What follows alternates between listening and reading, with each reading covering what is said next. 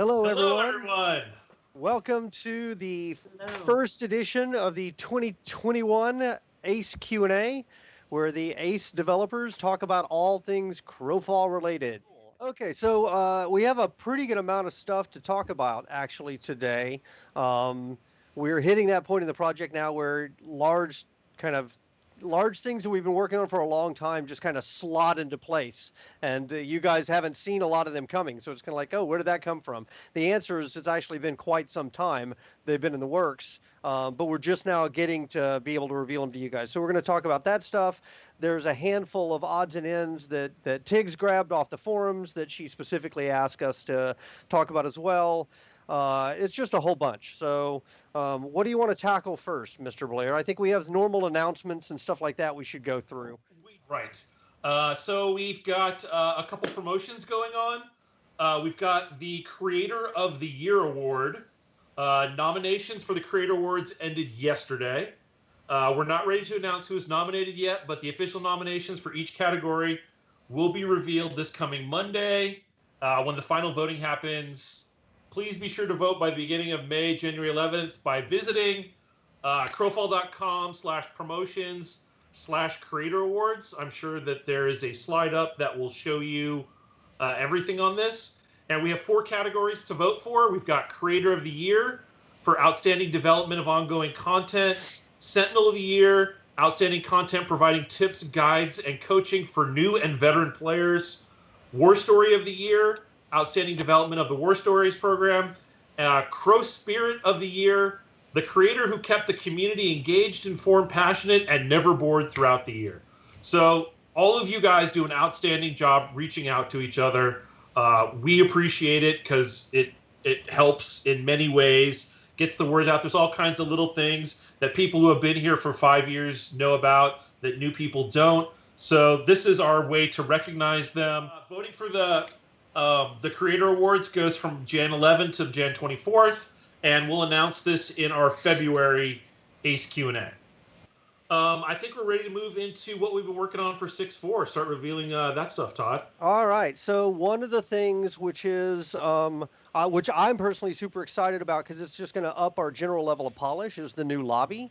Um, the lobby has been something that we've been meaning to get to for the longest period of time. In fact, I think we started this effort well over a year ago, right? And just mapping out how the new lobby flow should look and putting a polish pass. As a result, the old lobby has kind of gotten dusty and stale because we haven't been making updates to it. So a lot of times I know that I hear feedback from people saying, why this bug has been in the lobby forever. Why haven't you fixed it? Well, the answer is because we had a whole new lobby coming online. So there was no reason to go and spend a bunch of time on, fixing the kitchen cabinets in the house that we knew we were going to tear down because we were going to build a new house there anyway. So I think we actually have some screenshots of that we can show. I don't know if they're up yet or not because I can't see the stream.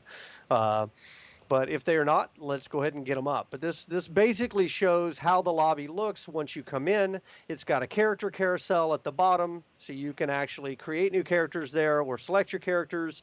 If your character is already in a locked world, there's a quick link to be able to jump immediately to that world and get playing. If there's not, then there's a world selection. And this whole thing is 3D and animated, which is really cool, by the way. One of the things that we thought was an important design point in the lobby redo was highlighting something that is pretty unique to Crowfall. I mean, there are a few other games that do it, but most MMOs don't, which is that characters are not locked to a particular server. That makes Crowfall feel more like a universe because your characters can move freely from world to world to world, and those worlds being different, like the maps being different and the rules being different. It's an interesting and very unique point for us, but it's one that's kind of hard to explain to people because it's so different, right? That's why we have to reach all the way to games like EVE Online to try and explain how this thing works. So part of our thinking in redoing the lobby was how do we put that idea that this is one giant interconnected universe front and center? And so that's the way we did it. And initially we had these world bands set up to be like infected and dregs. And then what we determined later was a couple things. One is that wasn't extensible as we add more world types. So we went back and thought about it and said, how do we come up with better categories for grouping these?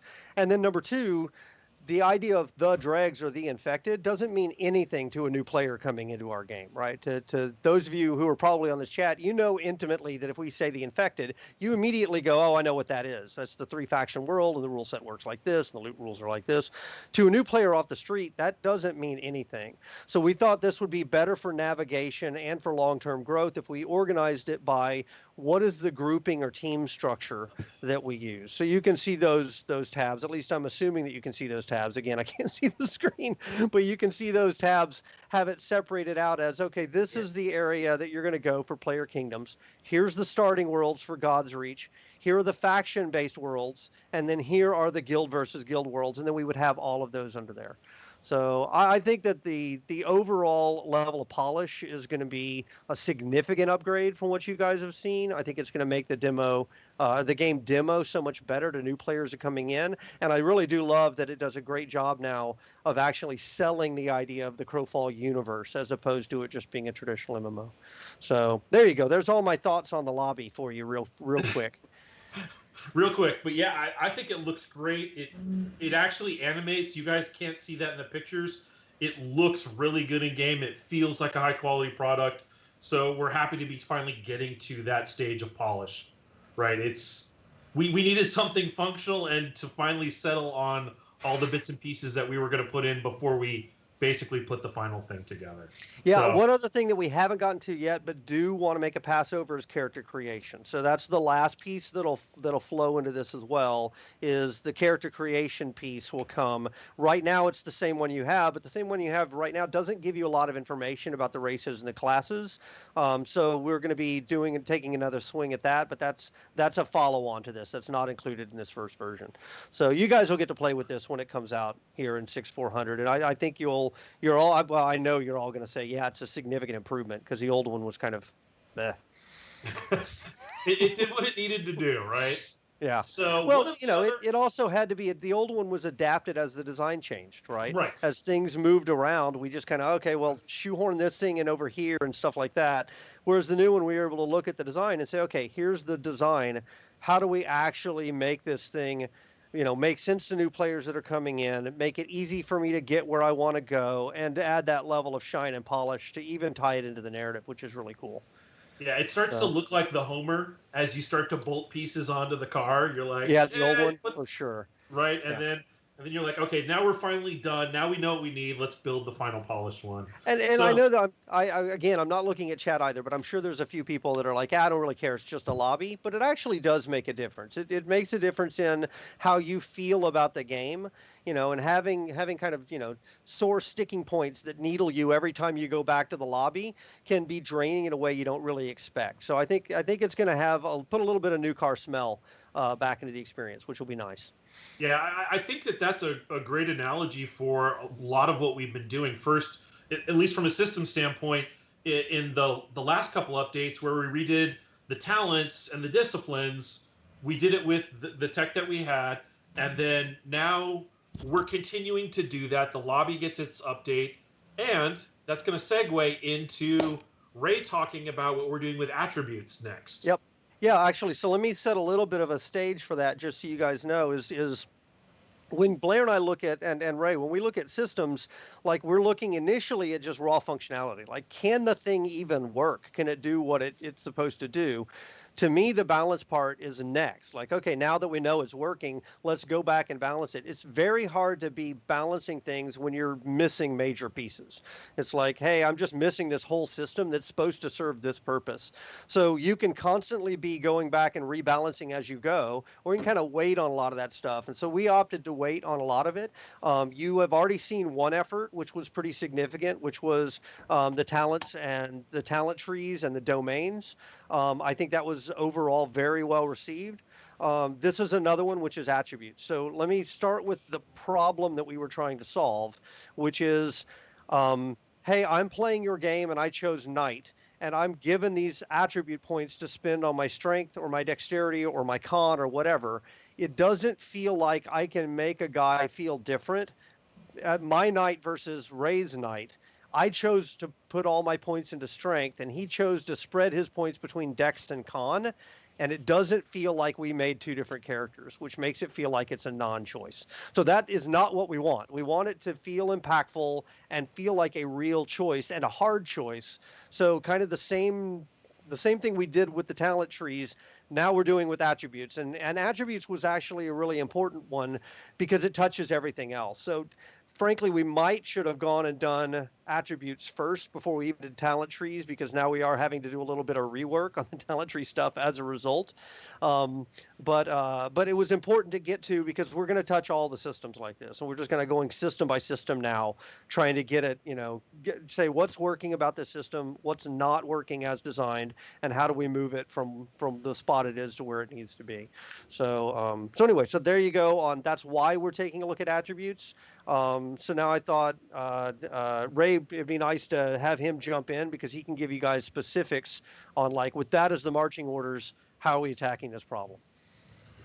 Yeah, so I mean, as you said, that was our main goal with attributes, right? Is to have them have an impact. So right now, you could put a single point or even 5 or 10 points into something, and it didn't have this, feel like it didn't have a very large impact on what you were doing. So that was our goal, right? And so what we did is we backed way up and sort of looked where things were. And, as Todd pointed out, we want to make sure that players had, the ability to sort of customize their individual character. Now, we know that there are some important things based on characters, right? So as an example, assassin, it likes dexterity. So we know players are going to want dexterity. What we didn't change combat. So combat is the way it is. Combat's still going to be the way it is.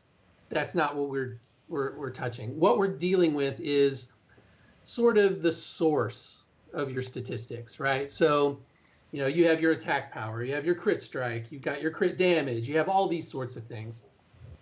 So we wanted to, again, attributes, the stuff that the players will, again, have access to, let that sort of guide more about how your character plays. So as an example, the first thing we did was we sort of looked at what statistics were driven by which attributes. So I think originally you had like all mitigations under dexterity, which is just everything, right? So what we did is we took the individual groups, like your physical mitigations, your organic, your elemental, and we spread those out. So now, 1 point of dex or 10 points of dex or whatever doesn't get you all those mitigations. It only gets you a little bit. And so if you want, like we move some to con, or we sort of moving some things around, so that now I can make choices. Like, we face a lot of, fessers or whatever. So, I'm going to make a guy who focuses on elemental mitigations. And so you may put some of your extra points into that. So that's sort of where we started, was to spread things out to make, different attributes have more weight than they had in the past. So let's talk about the mitigations in particular, Ray. So we have 9, right? We have 9 mitigations divided into 3 categories. Previously, They were all on dex. Now they're spread, right? Correct. So can you talk about where they're spread to? I don't think you touched the details of it. Yeah. So where they are currently is we put all the physical mitigations under dex. We put all of the organic under con, and we put all the elemental under spirit. So that's where they sit currently. So you start to think, oh, well, if I'm going to play a healer, I tend to focus spirit. That means I'm going to have more resistance to the, elemental mitigations. And like, yep, absolutely. So it's a slight buff for those spirit players, It also means, though, that if you wanted to make a character who was very specifically like, I want to go after characters that use this damage type, I can tank up in that particular stat and make a character that goes after that particular type of other character. So correct. So that's where we started, was to sort of make the stats a little bit more balanced, or the attributes more balanced, so the players would be interested in different ones for different purposes. So mitigations is just the first example, right? What we're talking about is a overhaul of all of the things. Yeah, we tried to keep, there's a lot that's still the same. We didn't want to change the core things of a class. So like if you wanted strength before, you still want strength. If you wanted dex before, you still want Dex. So we didn't mess with too many of those, but we did want to give, a few things and a few choices and spread those around. So after that, we started there. The next step was, sorry, let me back this up. So yeah, we started with the mitigations. The next step was we wanted each point to feel better, right? So before, you get fractional amounts of stuff, and it felt like you had to put a bunch of points in to make it feel like it made a difference. So we did a few things. First thing we did was we crushed down the caps. So the caps used to be like 300, 350, somewhere in there. Well, we brought those down. So what that allowed us to do is to bump up what each point would give you, right? So, and we're doing some other shuffling. Some other things we're doing is in talent trees. We might have taken some of the bonuses that we got, spread around in the talent trees, and we put those back into attributes. So now we could turn up how much each individual point of dex or strength or whatever would give you of these various things. So now your attributes have a very large impact on the statistics of your character. And so now when you're making choices, it really, really matters what you're doing. Now, we also, we said we wanted to give players more control. So the next thing we did was we gave you a lot more points to spend. So each point now does a lot more, and we're going to give you, I think right now we're sitting at 140 points. So you get a lot more points, and they do a lot more. And your cap comes down. So to max out a particular, stat, like the one that you're really focused on, you can get to it really quickly. And so you should have a lot of points left over to try and, spend them in the areas to where you want to sort of customize your guy. You want to, have more health, dump it into con. You want to be So resistant let's talk to about elements. that one actually in particular, because I don't know that people understand the level to which we're talking about points making a difference. Okay. So previously, if I spent 1 point in con, how many health did I get out of it? Was it 8? I think it was 8 points. If I spend 1 point now, how many do I get out of it? You get 20 points. So yeah, it's that's the sort of change we're looking at. Another example would be, say, let's take crit strike, for example. So before, 1 point of dex would get you 0.05 crit strike. So now it's 3 times that. It's 0.15. So, it starts to add up very quickly. And again, you get more points. So the next sort of thing that came out of this was, I know a lot of people, I asked for the feedback and you gave it. So thank you very much. But it was the talent trees. There were these stat bundles that were just sort of, some were good. Like, oh, that's a good one. This one's terrible. No one ever takes it. This one's terrible. No one ever takes it. I wish I could take that power, but it's behind this terrible stat bundle. But we didn't have the opportunity to fix it at that moment. But this is what's going to come out of that. So now we have all these attribute points. We've got 140 that we're giving you when you level up. And we've got a bunch that we're going to take. And now we can fill out your talent tree. Stat bundles will now have attributes. The next thing we want to do is collapse some of these stat bundles. Before, if anybody remembers the old talent trees, that sort of stuff was spread way out, and we sort of collapsed them into like 6 of these bundles, right? Well, maybe that was too many bundles. So now we're going to reduce it to 4, and we're going to load them up with attributes plus the other statistics that were there. So now these things should be pretty juicy. And so now it's a matter of, man, I really wish I could get this because it might have 40 decks on it. Like, wow, 40 points of dex, 1 click. And it's going to have other stuff too. You have con or strength or int or crit strike or health. We could put all these things in these stat bundles. So these things should be nice and juicy. And technically you could get them all, all 4 of the bundles, but you're going to have to be giving some stuff up to get it. So again, there's going to be some more hard choices about how many of these stat bundles do I want. There's a lot of attribute points here and a lot of statistics. How much, what do I want to give up for that, And so you'll have to figure out, the type of build you want to make. So I don't know. There's a lot going on because it sort of touches everything. So let me know if I missed something. So we've got this again. It's trying to cover it all, right? I guess races. We also adjusted the starting values of races. So if I missed anything, you guys would know. Again, I'm trying to fly through this relatively quickly, so I don't take up too much time. But I think that's the majority of what we're looking at. The back end of this, I think, will lead us into the next discussion, which is, the next question that people would ask is, hey, what did that do to vessels? And that absolute, since again, we've crushed everything, right? Crushed it down, and the same thing's going to happen to vessels. So I know Blair. Yeah, I'll talk about that change. Yeah, so I'll preface that one with what problem were we trying to solve again. Well, right? I think, Todd, we can preface it with, we decided to get rid of the entire vessel system. Let's just get rid of it. Oh, wait a second. Well, no, that's not true. No, that's not true. No. So there actually are some things about vessels I really like. Like, I really love the I like the fact that it ties into the crafting system. I think that's really cool. I think that it's a great kind of advanced way of creating characters that go further and further into the game and deeper into the game. I think it's great for long term. So the piece that I don't like about vessels, about the current vessel system as currently implemented in the game, is that it basically is taking two things. Number one is I have to dump my current character and make a new character to create the new vessel.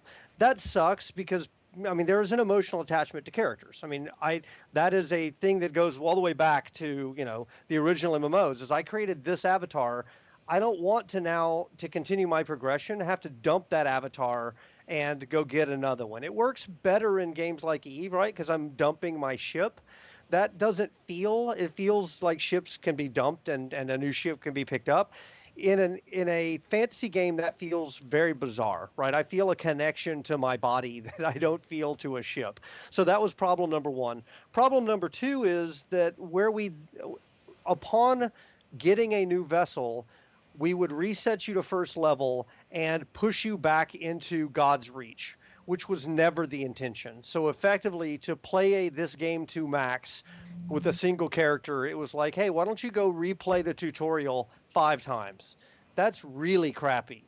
So a big chunk of what I've been doing over the course of the last couple months is I've been taking a look at the overall flow of players through the game. Like, where do people go at various points in the game, and where do we want them to be? So if we have people who are basically, I've already maxed a character and I'm on my blue vessel and they're playing in God's Reach, that's not where we want them to be, right? That actually means that player who should be in Dregs is back playing in God's Reach, and we're basically removing them as content for other players in Dregs, and not for good reason. They're not having a blast in God's Reach. They're looking at it as a chore. So that was one piece, was how do we move them there? This touches on other areas too, like why are people farming in Infected when they need to be farming in Dregs? That was part of the overall problem I was trying to solve. But Vessels in particular, the issue was that we were restarting people and then forcing them back through God's Reach. So Blair and I took a look at that problem and said, okay, how do we keep the pieces that we like about Vessels in terms of the harvesting, the crafting, the advancement for kind of end-game level characters, but do it in a way that does not require them to start over with a new character in God's Reach and replay the tutorial. Yeah, that was... I think Todd kind of zoomed in on the problem, and shockingly enough, in design land, this doesn't happen often. Is when somebody pitches an idea, usually there's got to be some dissent in there. It's kind of, it's never like the silver bullet. But Todd pitched the solution. I'm like, holy shit, he's right. This solves all of the problems that we have with this. Let's buy this feature right now. So Mark Borland. Well, the other thing about it was that it was cheap. Like, we were able to come up with a way to do it that really required, like, I think it was like a day and a half of engineering effort. It was. So anyway, I let's just explain. So basically, we call it vessel transformations, because as opposed to starting a new character with vessels, you're now taking a vessel and applying it to your existing character. So we've actually increased the level cap from 30 to 35, which is a pretty significant change.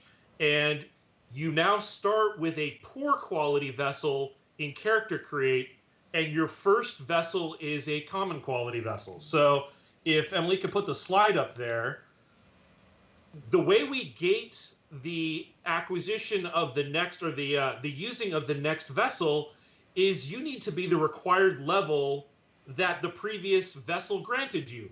So when you hit level 30, which is the current level cap, you can now right-click in your inventory the common quality vessel, and that will increase your level cap by 1. So now you can go to level 31. Your XP bar shows back up, and you get all of the attributes and all of the stats on that vessel, and you're now a common quality vessel. So when you hit level 32, for example, 30 to 31, 31 to 32. So you see each vessel gives you +1 more potential. You fill that XP bar up, you hit the next level, and you can use the next vessel quality, which is great because you get to keep the same character. There is no going through and re-leveling in God's Reach. It's all about staying on that character and making that character better. And at each point, you can swizzle the attributes and the stats how you want to. Whatever customization you want on your particular vessel, you can work it in there. It's great from a system standpoint because we get to use all this content that we built. In the past, people would just skip past entire qualities of vessel. It didn't make any sense. Excuse me. So I think it works great. I spent most of the holiday break working on the diminishing returns charts and how you get XP and all of that other stuff. So the back end of this system works. There's a couple more UI pieces we need on the vessels, but you can see from the slides basically the entirety of the system. So, so one question point somebody made was they like, hey, your stats are terrible, Blair. You did horrible rolling here. Actually, they're not. We had to rebalance all the attributes because we just made attributes somewhere between 4 and 5 times more impactful than they were previously. So, Right. So part of that process was also doing a rebalance on attributes. So your number scales are a little off, right? The caps are different now. The caps are now 200, not 350 as an ultimate max cap, which means the vessel numbers had to come down. I think that even right now the vessel impacts may be equal or a little bit more than they were before, and they were already probably too much. So we may have to continue to tweak on those some. But the nice thing about this too, so it solves the problem. Going back to the problems that I said, I didn't like the idea that I had to change to a new character, so that's good. I didn't like having to go through God's Reach and re-level up on these low-level mobs, so that's good. And now our in-game characters who are actually doing this character progression are doing it in the dregs where we want them to be. They're not skipping out and going back to God's Reach. So I think it solves all those problems. I think it's just a much, much stronger system. So yeah, there shouldn't be. I hit level 31. Now I'm going to go back to God's Reach or Infected. That's not going to be a thing. You won't even find content that gives you experience back in those areas. You're going to have to go get sacrifice items from the dregs, and you're going to have to kill the NPCs level that are equal or higher level to you in the dregs. They're just not going to be found in GR and the Infected. So we're basically pushing these levels work slightly different from the previous levels, and we're pushing more people out towards the dregs. Is basically what this is. Okay. Cool. Let's So talk about one question that just came up is, so are they going to adjust GR and Infected? Yes. I mean, that's what I was talking about with the flow is, yes, we have to go through, and now that we have everybody on more set level bands, that also helps because it means I can say, hey, a person who's at this point on a green vessel, I know where they are in the game. They're going to be on drugs because there's no reason for them to go back to God's Reach. So that actually means we can go through now and be more specific on exactly what spawns are happening where. So we're in the middle of that work as well. And it's a fairly significant undertaking. The good news there is that's mostly tweaking knobs on the procedural world generator. So we can make big changes pretty quickly because we're prepared for that. Yeah, and another thing is, I just saw some quick questions. No, you don't get more talent points after 30. You don't get more additional spendable attribute points. The benefits are all of those attributes you see in the crafting of the vessel, right? If you look at that sum total, it is a considerable amount of attribute points that you are gaining from getting the better vessels. Okay, so that should clear that up. Okay, next stuff. We've got other 6-400 stuff to talk about. You want to talk about, let's see, we've got variable group sizes coming in. This is an interesting one. Yeah, we do. So we finally got this in. Something that we've wanted for a while is the ability to change up group size, so it's not just always 5. We can now change it on a world by world basis. So we're going to do we're going to try a Dregs campaign with 6 and see how that changes the meta. I know that there are a number of people out there who have asked for this for a while, and I think that's going to be pretty cool. I think that it'll be interesting how a relatively small change like that will have massive implications. Just being able to have a knob is kind of cool. In the past, we just couldn't do it. Now that we have a knob, we can just play with the numbers that we want to and figure out what feels the best. So questions about the impact that has on powers. So a lot of our powers that were group targeted did have a hard limit baked into them that said they only hit 5, and we've changed that now to be group size. So effectively the grouping size is going to be variable, not just on the UI and in terms of what kind of groups I can make, but also in terms of the effectiveness of power. So it will have a pretty big impact for sure on the meta. Yes. Okay. And then we've got some mobile banking changes coming in 6-400. Yep. Now that we've changes coming in that then it's going away. Yeah, mobile banking was our way to not have all of the roving bands of thugs drive all the harvesters away. So we had to give them a bit of protection. We've got another system coming online that will handle some of that. So you'll be able to shield some of your items from dropping via the disciplines you have equipped. But that will enable us to get rid of this particular protection and shift it to a different way of protecting some of your stuff. So that will enable us to finally get rid of that. Let's see, we've got, I know the Crowpedia is in process. There is comments on that. I haven't seen it in actual game yet. I haven't seen it either. So yeah, somebody mentioned that to me. I think it was Gordon actually, and said, no, it's coming. And I was like, oh, good. I haven't seen it. So Todd and I are always skeptical until we see it see it actually in game. That's when it becomes more real for us, is when we can actually see it on somebody else's machine or on our machines. And yeah, I think the cool thing that we just didn't talk about was the rule system that came online in this milestone. It's kind of technical on the back end, but what it does is it gives us a bunch of knobs that we didn't have control over before to set up different things on various world bands. So, for example, death, the death respawn. It's been a fixed config setting across all campaigns for the entirety of Crowfall. Now we can actually set up a rule where in this world band it's this value, in this world band it's this value. So in the EKs, it doesn't make sense for you to worry about a respawn time because we don't care about zerging in EKs. We just set that value to 0 there and it works. We just didn't have the ability to do that before. And sometimes we just got to wait for tech to come online. We know a lot of these friction points exist. We just can't solve them all instantly without actually coming up with a tech solution. So it's nice to see that one's finally online. I think that's the majority of the 6,400 new stuff that's coming online, Todd. So we can kind of shift over into questions from the Partners Forum.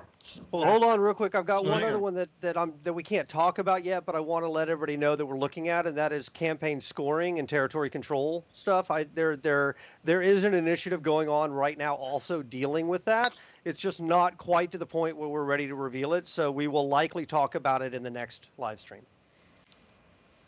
So, Blair, can you kind of summarize the 31 through 35 spawns and how that affects things one more time? Because I saw some questions in the chat. Yeah, we're going to have to add those spawns to the game.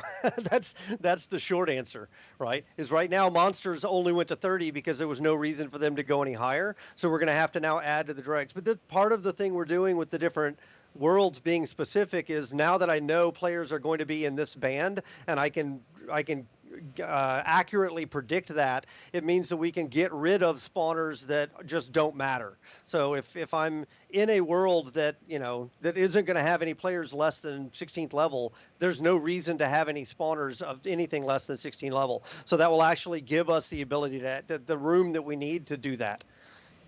Yeah, but I was more speaking directly to the change with the new vessel levels and those spawns for those vessel levels. That just means there will be level 30 plus content in the dregs. There should not be level 31 NPCs in Infected or God's Reach, which means that those upper level characters should not be in those worlds. They will actually go out to the dregs, and that's where they will get their. Part of that will be also making the pass, right? Right now, there are imbalances that basically make it more valuable for me to go back and farm an infected. So that's part of what we're doing a Passover as well, is trying to get people to be playing in the place where we want them to be playing, and you can only do that really through rewards and carrots and sticks, basically. And we're not, and when we talk about respec, we're not letting them respec their race class. It's really respec your talents, right? Yeah, nobody thinks respec is race and class. And in most games, it is always talents and attribute points. And attribute points, yeah. And respec, I believe, is also in this version as well. I believe it's coming in 6.400 as well. Yep. I have to go check that. Nope. I know it was on the plan. That's the plan. I just don't, is it? Cool. Yep. Yeah, I haven't seen that one yet. So it's always the haven't seen it working yet, not quite ready to commit. Yeah, but it is coming. I know it for sure. And last but not least, the big question is always about wipe. What's your wipe plan, Blair? Wipe everything? Wipe every other person? I like that. This one has such a fundamental re-swizzle of the content that we want to see everybody play through it, I think, from the beginning. So it definitely requires that, and the tech changes to the vessels will certainly require vessels to be wiped. So there you go. If there is an opportunity because of respec to save any of the advancement, then we'll certainly take a look at it. But I think the betting money would be on there's so much that has changed, we may not have a choice. Okay, we ready for the items aren't changing that much, are they? No, the items aren't changing. No, interestingly enough, so that was one of the things when we talked about the attribute rebalance. We wanted to touch the item tables as little as possible, and I think we've managed to largely do that. We do have some rebalance coming to War Tribe items, but generally speaking, the attribute bonuses, it's not like a complete redo. Like going back and redoing every crafting recipe in the world was not on the table. That said, actually, we didn't talk about that one, Blair, which is crafting interdependencies. We did change that to go into the ones that had just kind of over the top level of dependency. Are you going to talk about that? Yeah, you jumped ahead. There's a partner's question for him about it. So I was saving it for that one. Okay. So hang on before you jump into that. I mean, the thing about wipes is it's always an internal debate. We hate doing wipes. We hate them. We have the ability now to do partial wipes of stuff. Like if we break one particular thing, we can just wipe that thing. So, our goal is always to wipe as little as possible, but enough to where we actually get a level playing field again to try to make sure that what we're testing is what is real. Because if we leave stuff that's broken and don't wipe everything, sometimes that means that we're going to get invalid test data. So I hope you guys realize that we care about your persistence as much as you do, and we only do it because we have to, to make sure the game's going to run best at launch. Yeah. I mean, we always want as accurate testing data as possible, and in some cases, just the database wouldn't work with the way things have been changed architecturally to make a specific feature work. So now it's partner time and crafting questions, right? Yeah, it's partner time. All right, yeah, sorry, we've kind of gone a little long, so let's try and get some questions answered if we can. Yeah. I'll try and get the questions as quick as possible. Okay, can someone explain the harvesting stat versus the harvesting damage stat? So this was a question that came about because of the 2 new campaign rewards that increase different stats on the tools. And basically, if you think of our harvesting system like combat, which it is, there are a bunch of stats that you have like crits and crit amount and all those things that are also in harvesting. Well, harvesting nodes, just like another player, have armor. And when you hit a node with a tool, which is actually a weapon, but it has a value that it can reduce that armor, and that it's reducing that armor by your harvesting stat. So if you're hitting a rock, it uses your mining stat and it reduces its armor. The harvesting power does a base amount of damage that's modulated by how much armor mitigated reduces that value on the node. So if your harvesting stat goes up, you're going to do more damage because you're reducing the armor by more. And there is a limit to that you can reduce it. Now, there's another stat that we added, which just increases that base damage, which will also increase your damage, but it does it by a different amount because it's not reducing the armor as much. So we'll let you guys figure out which one you like better, but that's fundamentally how the system works. I don't want to dive in too deep because time. Next question. Is the infected material farming being looked at? Yes, that's something that's definitely on my list. Yep. So everything with going back from the dregs to the infected is something that's high on our radar, and a lot of the infected restructuring in this milestone has to deal with that. Same with the vessel transformation stuff. Next question. Can we have a hunger shard harvesting added to the existing exploration disciplines and or a new discipline or belt for it? Yes. We need to add some more stats to the exotic form of exploration disciplines like Foreman, Villain, Connoisseur. This is a prime candidate. We could also look at adding some of this stat to just the straight up mining and coring exploration discipline, but we'll get it back out there. Next question.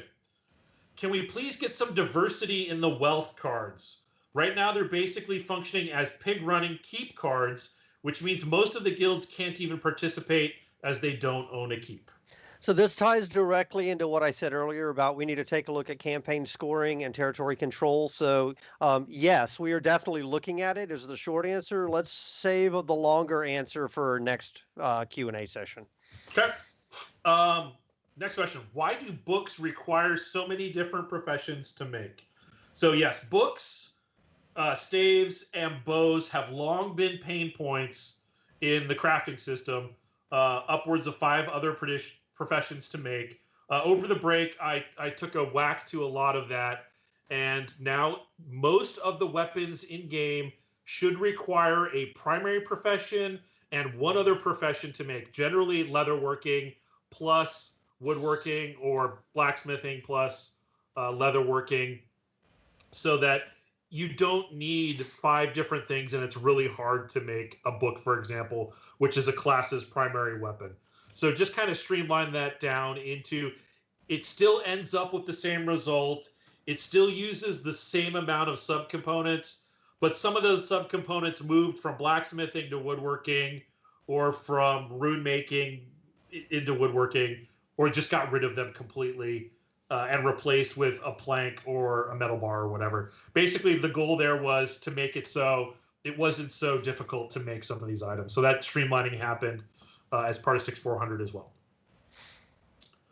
Okay, that is the 4 questions from the ACE Dev Partners. Now we've got the questions from forums and chat. Yes, we do. So from Communist Puppy, can you add vendors with all the discs and miners to God's Reach? The fact that they're not there is confusing and misleading to the new players. So this was part of the discipline change in 6300, where we got rid of these mega vendors with all of the available disciplines to kind of scope it down to a couple starting ones, and that you would get the other ones in the from the thrall drops. So we are, I think we're always going to have some disciplines that are not available via vendor. Okay. Next one is Omicrobe. Is PvP ever going to be part of the new player experience?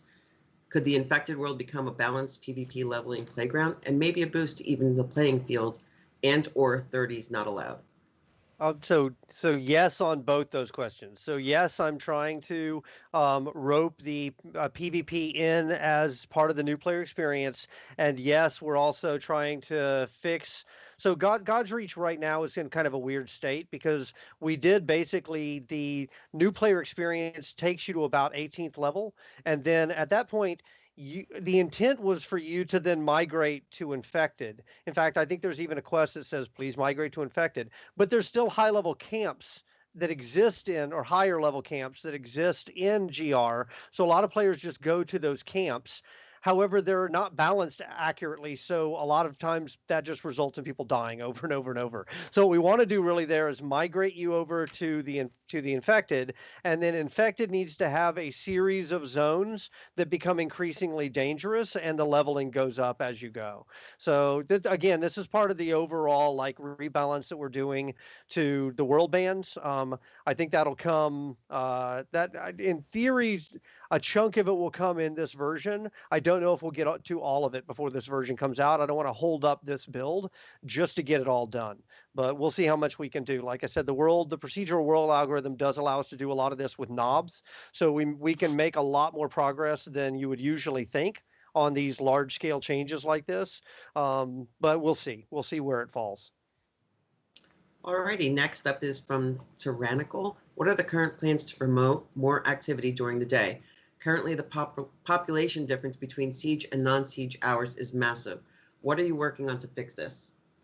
So we've got a handful of things that we've been working on. In fact, right, like putting resource spawners on the outpost was a way to try and get out. A big chunk of this is not, hey, go add new systems. It's just the systems that we have for whatever reason are not being utilized, right? So I want to go back and look at all of the different pieces we have, like caravans and harvesting and leveling and all of those pieces, and say, okay, so why is this not serving the purpose that was intended, and try and get those shorn up before we look at adding new things.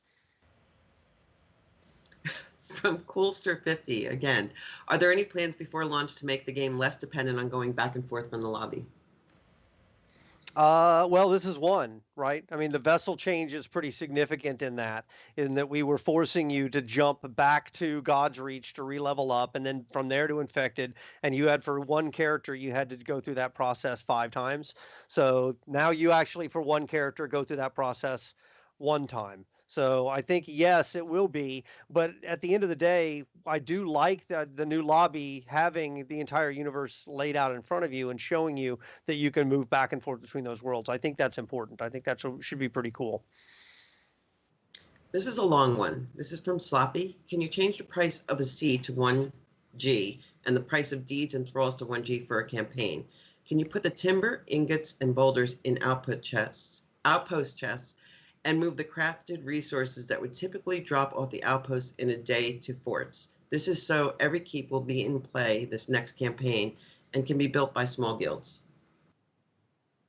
That's a whole lot of questions. So yes, of course we can balance all those things. Like we can go through and make changes pretty easy. That was a lot of very specific changes requested. So so we put in the cost on the Tree of Life seed to be not super cheap because we wanted to avoid, oh my God, it's just an immediate land rush. One guild runs through and grabs all the keeps, and now they have them. We can certainly take a look at the cost. I think what I've heard general feedback has been that the cost of the seed is high enough that we aren't seeing that big land rush at the beginning. But if it's too high, then we can certainly take a look at it. The bigger problem I've been told is that there is no cost to initiate a siege on someone who owns a keep, and that leads to, and there's no notification right of whether or not somebody's going to show up, which leads to burnout because people have to show up for sieges and then their dance partner doesn't show up, and so they're left basically just standing there waiting, and that's not fun. So those are the kind of problems I was trying to solve first before we get into the details of exactly how much drops. But we do have to make a pass over the general level of harvesting, motherlode harvesting, caravans, forts, gold production, dust. Where is it best to go and find these things? That is part of the overall balance that we have to do on the economy between now and launch. Okay, this is from Pulse Arena 2v 2 verse 2, 3 verse 3, 5 verse 5, or 10v10. And a PvP rank system or leaderboard would be awesome. I'm bringing plenty of old school MMO players from various games, but a lot are worried that there is nothing for PvPing or even wasting time for other stuff since they don't craft or gather. So will there be a reward or ranked system that can offer bragging rights or skins of some sort? Yeah, I'm not ready to talk about it yet, though, so let's hold off on that one until next month as well. Okay, and last is from Griven. Can you flag imported gold to not allow seed purchase, imported ingots, boulders, and wood to not work in campaign hippos like you do for sacrifice items? Again, this leads to guilds just importing materials to build keeps instead of running. Blair, stop that. Running pigs and farming war tribes for gold, which is again detrimental to non-siege time player base. I believe that we do have the imported flag, right? That you can set on a thing that says, "Hey, this thing has been imported and therefore can't be used for for example, can't be sacrificed for glory cards." I don't know if we have the knob to be able to say, don't let me use this at a vendor or something like that. And I don't know that we have an ability to flag something as don't allow this object to be imported. We do have the rules manager, though, that just came online with a lot more function. We have a lot more control than we did before. So we'll have to go and look at that. It's basically right now we have kind of import campaigns with import tokens and no import campaigns with no import tokens. I don't think we have any granularity in between the two. I'll have to go find out. We don't have a lot, Todd. I can't say you can't bring gold in, for example. Like I don't have an exclusion list of items. They're saying in the chat, no imports. So I did see one question about which is interesting. So this one is from Undead. It's UXA Gaming. So there's one question about, would it be possible to have basically a dregs equivalent of infected, which is a persistent dregs guild versus guild server. And actually the new lobby is set up perfectly for this. So I think we could do it. Is we could actually set up a eternal guild versus guild world in the same way we set up an eternal infected 3-faction world. So we could actually set one up that just doesn't reset. It might have the same Uncle Bob issues, right, that most games have, but it could be that the constantly starting and ending campaigns could offer you a way to bring new resources into that world to keep it fresh. So it's definitely something I've thought about some. The new lobby is already set up to allow for it. The funny thing is, if you describe it as, hey, it's like infected, except that it is guild versus guild instead of 3-faction, what you just described is pretty damn close to Shadowbane's rule set, oddly enough. So I think that we could do it. It is something that the new lobby already supports. So I have it on my list of stuff to have somebody go and test. Just set the knobs. Like, let's set the knobs that we already have for infected and dregs, combine the knobs in that configuration, and let's try it and let's see if it works. Because if it did, that would actually be pretty cool. That would be pretty interesting. I do agree with you. That is one downside of having temporary worlds, is it does make the universe feel more temporary by definition. That was one of the reasons that I thought it was important to have God's Reach and Infected, is because those gave a sense of permanence. So having a guild versus guild version of that, I'm happy to explore it. I think I can definitely see a spot for it in the the kind of overall pantheon, I guess, of Crowfall worlds. So Blair, just a quick clarification Sure. on, I've been seeing some questions in here.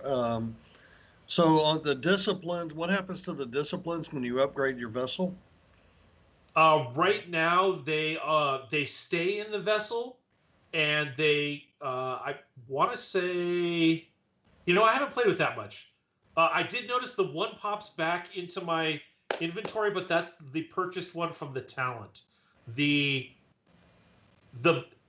That's why I didn't notice anything, because what ends up happening is you've already earned those discipline slots. They unlocked via your 1 to 30 path, so nothing happens to them when you go over 30, except for that one that respends because of the talents reset when you vessel up, when you go to an increased vessel quality. And respec only affects talents, not stats, or you get to reset stats and talents.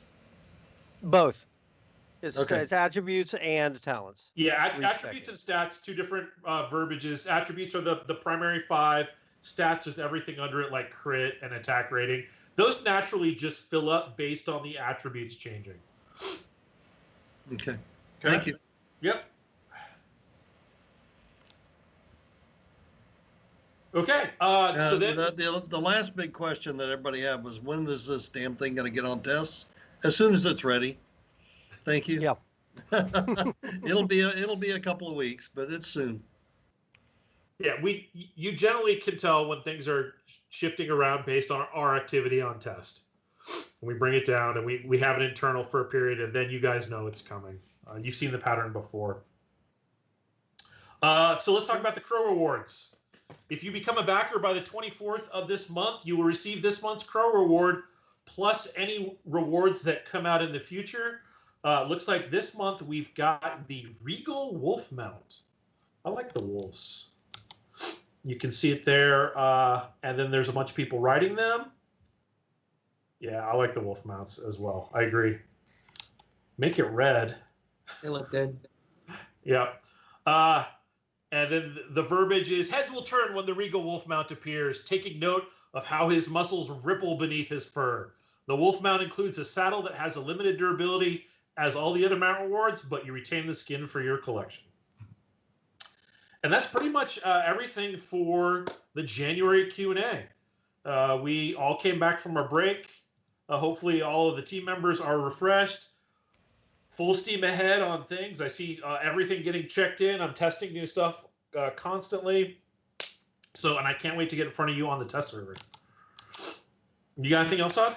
No, I think that's it. We actually covered a lot. So I want to thank everybody for coming out again. You guys are awesome, showing up to all of our live streams, and thank you for jumping in the game and testing us, giving your feedback. As always, I'll repeat that we couldn't make this game without you. So thank you very much for your patience and your constant dedication.